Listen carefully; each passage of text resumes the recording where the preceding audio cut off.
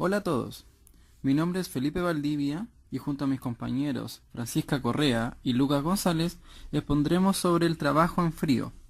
Comprenderemos el endurecimiento en materiales dúctiles, las dislocaciones, los mecanismos microestructurales, la manufactura, el porcentaje de trabajo en frío y algunas ventajas y desventajas que tiene el trabajo. Para empezar, diremos ¿qué es el trabajo en frío? El trabajo en frío ocurre a temperatura ambiente o menor. El trabajo en frío se produce cuando se aplica una fuerza sobre un material, en donde esta fuerza tiene que ser mayor al punto de excedencia, para que haya un punto de deformación. Este proceso se da en los metales y en las aleaciones de metales. El trabajo en frío trata de evitar que se exceda la capacidad de formación para que el metal o la aleación de metal no se rompa.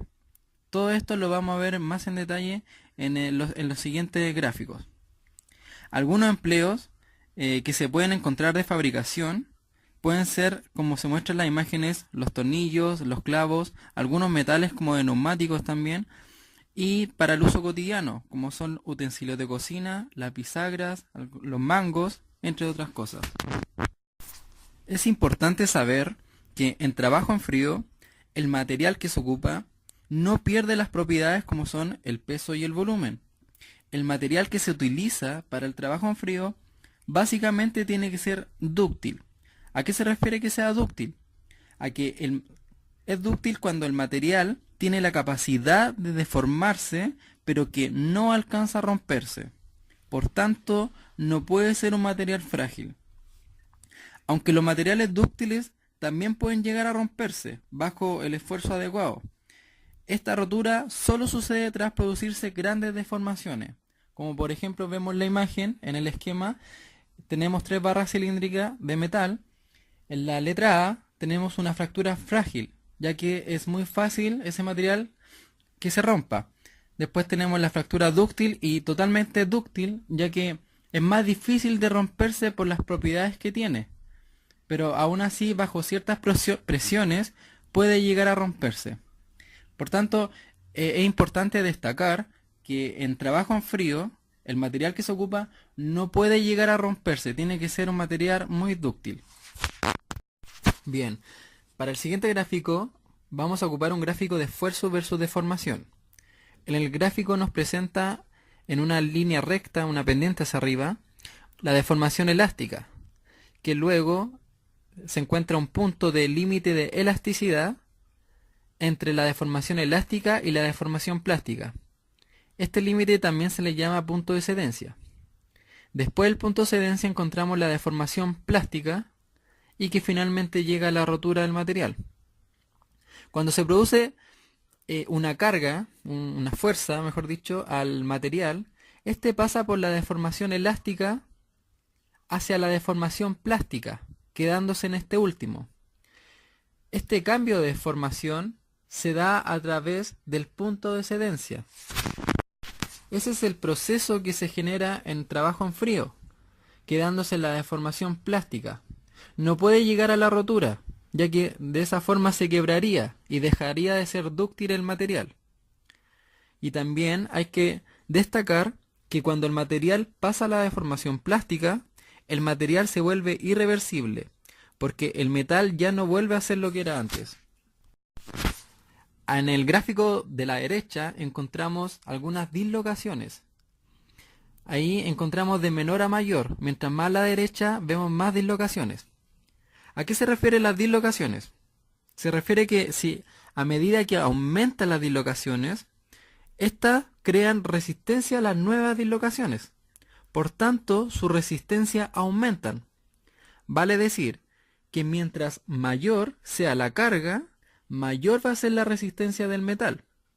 Esto se debe a que es más difícil de deformar. También puede deberse a que puede contar con muchas imperfecciones de redes cristalinas del material. Por eso lo hace más resistente, perdón. Algo que veremos un poco más adelante. Ahora hablemos también de cómo se saca el porcentaje de trabajo en frío o el porcentaje de reducción del área, que es lo mismo. Esto se saca a través de una fórmula.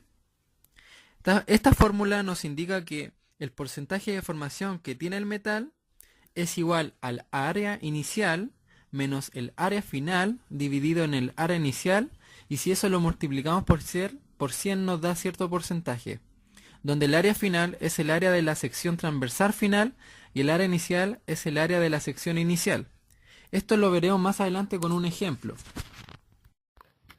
Microestructura.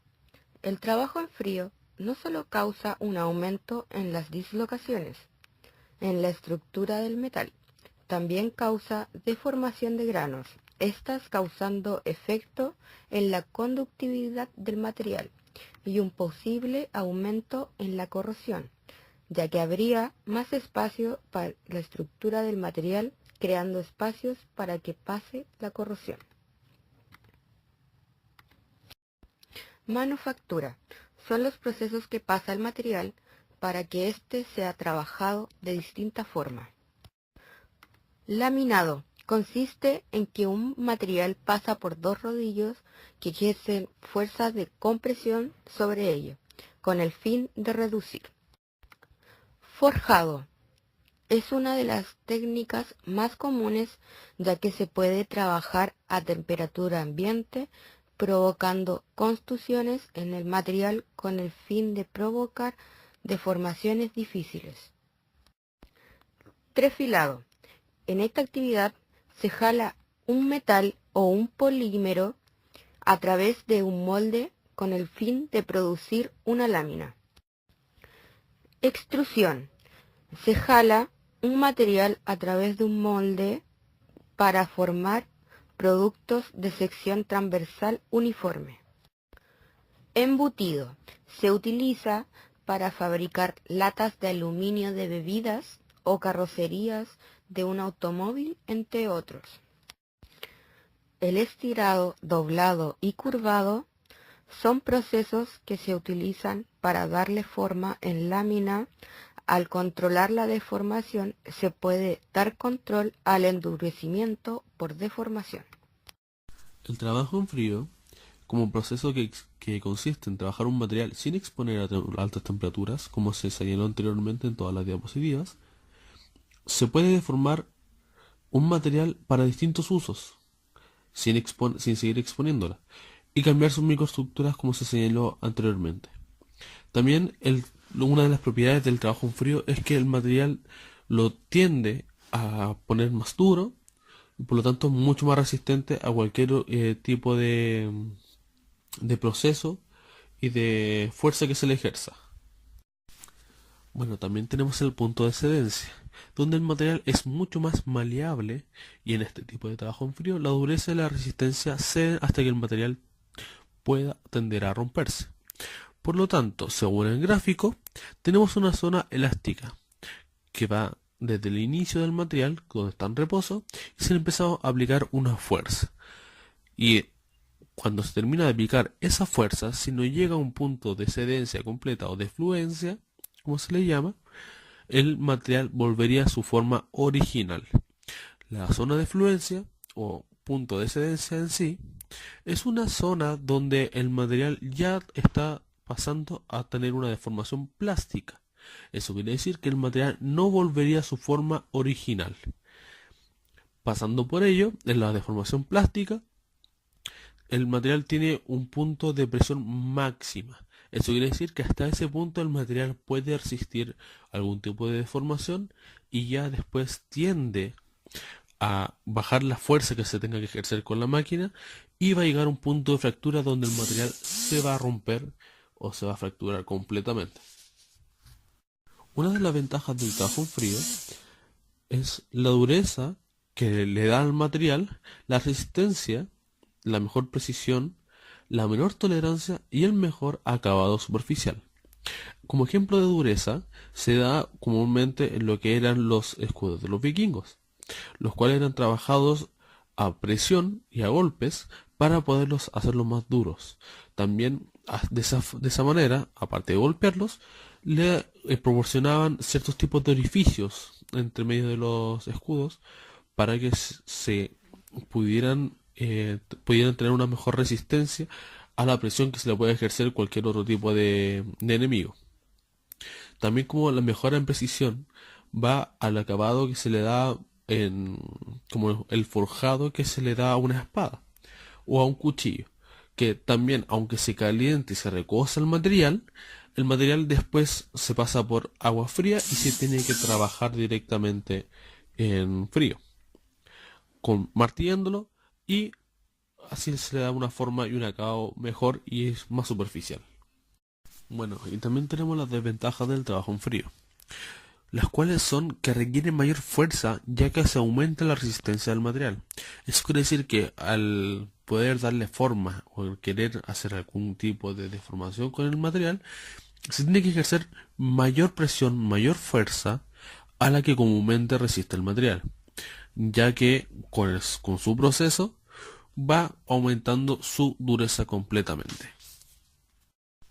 También tenemos la reducción de la ductilidad del material. Eso quiere decir que el material, al momento de ser trabajado, después tiende a ser más fácil de romperse. Aunque se tenga que ejercer mayor fuerza y mayor presión, el punto de deformación plástica va a ser mucho más corto, por lo tanto, el material tendrá a fracturarse mucho más rápido. Bueno, el ejercicio consta en una placa de cobre de 1 centímetro al cuadrado de espesor, y que vamos a hablar del área de la placa. Esta se reduce a 0,5 centímetros al cuadrado y posteriormente se reduce aún más hasta 0,16 centímetros. Ahora, con esos datos, por favor, determine el porcentaje total del trabajo en frío y la resistencia a la tensión de la placa de 0,16 centímetros al cuadrado. Por lo tanto, vamos a ocupar la fórmula de porcentaje de reducción de área, la cual dice que es la tensión inicial menos la tensión final partido por la inicial. Entonces estamos hablando de que como tiene un espesor de 1 centímetro al inicio, se le pone 1 menos los 0,16 que son la finalidad hasta lo que se reduce, partido en el inicial que es 1, y eso se multiplica por 100 para que nos dé el porcentaje que va a ser 84%. Bueno, y para la siguiente parte del ejercicio, que es la resistencia a la tensión, vamos a tomar en cuenta que la resistencia la marca el gráfico que sale aquí, que dice el porcentaje de trabajo en frío y la resistencia en PSI. Para ello, vamos a ocupar una fórmula que es la fórmula de tensión o la del esfuerzo de ingeniería. Y esa corresponde a la fuerza partido por el área de la sección inicial. Por lo tanto, sería los 82.000 que sale originalmente dentro del ejercicio, donde se logra verificar en el gráfico, dividido por el área inicial que sería 1. Por lo tanto, sí o sí, la resistencia de la tensión es de 82.000 PSI.